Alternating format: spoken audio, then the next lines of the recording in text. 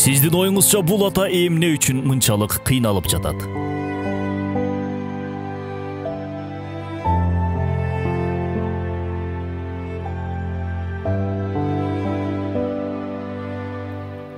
Себеби ал үй бүлөсүн жылмайтып, бактылуу кылуу үчүн колунан келгенин кылып жатат.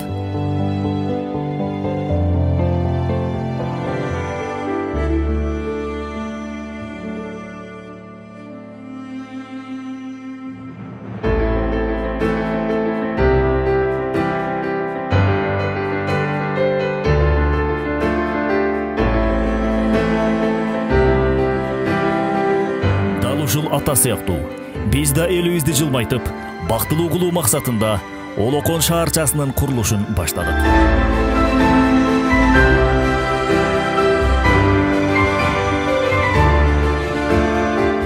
Олокон элибиздин бакыты.